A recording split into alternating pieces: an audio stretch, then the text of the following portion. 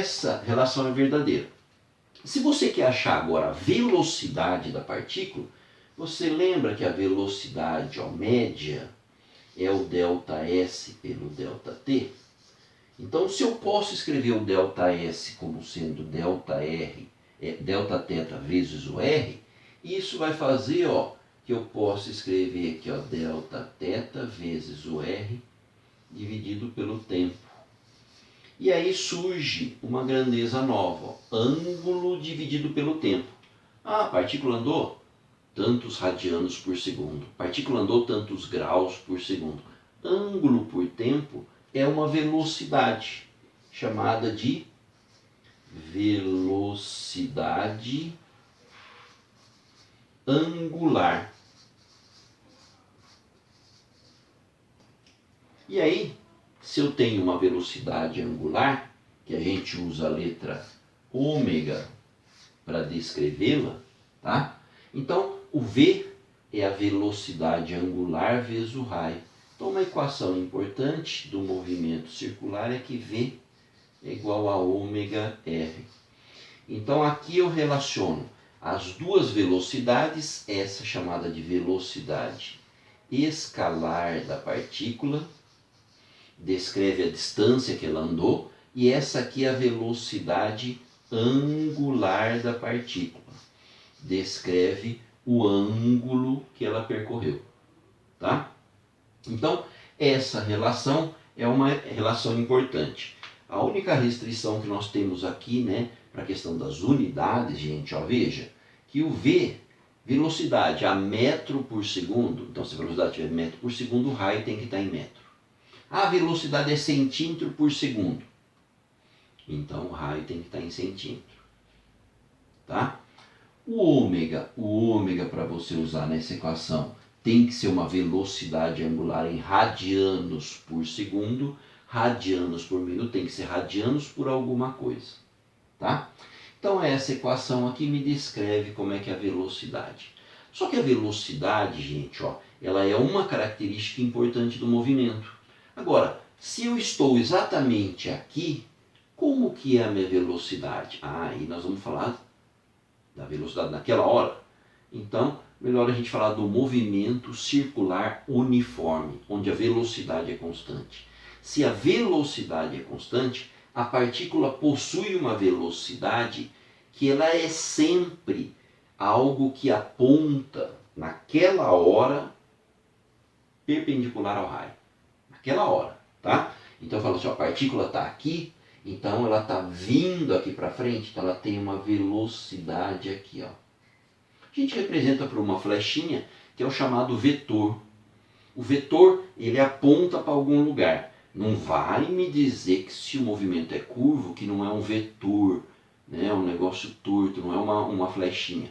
Não, é sempre uma flechinha. Naquela hora aponta para lá. Ah, mas a partícula virou para cá. Quer dizer que agora a velocidade é para cá. Velocidade é sempre tangente à trajetória, que a gente fala. Tangente à trajetória. Ela está encostada na trajetória e não transpassa a trajetória. Ela não passa de um lado para o outro. Ela está sempre de um mesmo lado da trajetória, encostando só naquele lugarzinho. Sempre fazendo 90 graus aqui, com o raio naquela hora. 90 graus. Tá? Então esse é o conceito de vetor. O vetor é algo que vai dizer para nós quanto que vale, calculei a velocidade, 10 metros por segundo. Então esse é o valor. Mas ele aponta para algum lugar. Então eu tenho a direção e o sentido dele. Tá? Falaremos de vetor para frente mais um pouquinho também. Então, mas isso diz para mim, que é importante, que no movimento circular uniforme, é uniforme. É uniforme, então a velocidade não varia. Ela pode não variar de valor. Não varia de valor, né? Aqui, essa flechinha aqui eu pus com o mesmo tamanho que essa. Ou seja, o valor, o tamanho é o mesmo. Mas a direção não é a mesma. A direção está mudando. E quando muda a velocidade, o que a gente tem? Aceleração. Então, no movimento circular uniforme, existe também a aceleração centrípeta.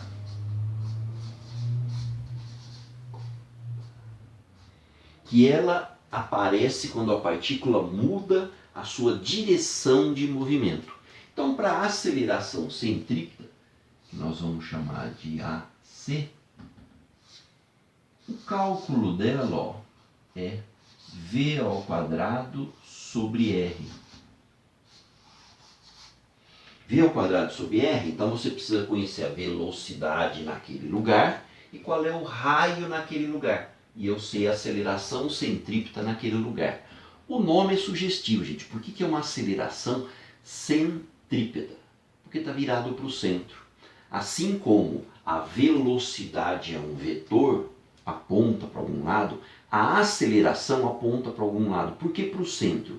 Porque imagine, gente, isso vai aparecer em muito exercício, você tem no movimento circular uma bolinha presa numa cordinha que você roda. Por que ela roda? Por que ela faz a curva? Porque tem algo que puxa para o centro, algo que faz com que ela mude de direção. Tá? Então a aceleração centrípeta ela é um vetor que é apontando para o centro da trajetória em cada lugar. Aqui é a aceleração centrípeta. Nesse outro lugar a aceleração centrípeta está aqui. Ó. Se movimento circular uniforme, no movimento circular uniforme, se a velocidade é constante, a aceleração centrípeta depende da velocidade. Então a aceleração centrípeta também vai ser constante. Se eu for representar esse vetor aqui, ó, ele tem o mesmo tamanho que esse. Tá? Agora, eu posso variar o tamanho da aceleração. Eu posso variar a aceleração centrípeta se eu mudar a velocidade da partícula, então não é movimento circular uniforme, certo? Ou se eu mudar o raio da trajetória. Você está segurando a bolinha, rodando lá no barbante, e você vai soltando um pouco o barbante. A partícula vai andando cada vez mais longe. Ou você começa a puxar o barbante aqui, a partícula vem rodando mais próximo de você. Então eu posso mudar a velocidade, como eu posso mudar o raio.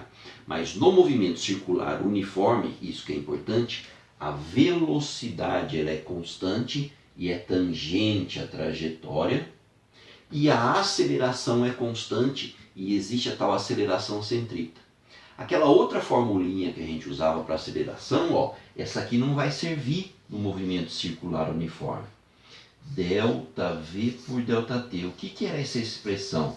Eu olhava a mudança do valor da velocidade. Então essa aceleração é diferente dessa. Essa aqui é a aceleração que a gente chama de tangencial. Aí mais para frente eu coloco como que ficam as duas no problema. Tá? Mas a aceleração tangencial, vou colocar um T aqui, ó, no movimento circular uniforme, ela não existe. Então, inicialmente, a gente deve dominar agora essas características da velocidade da partícula, e a velocidade vai estar relacionada ao ângulo, tá? Então, precisamos fazer essa relação entre o espaço e o ângulo aí, e também análise da aceleração centrípeta. Ok? Então, os nossos exercícios versarão sobre essas ideias, beleza? Um abraço. Fica em casa. Física em casa.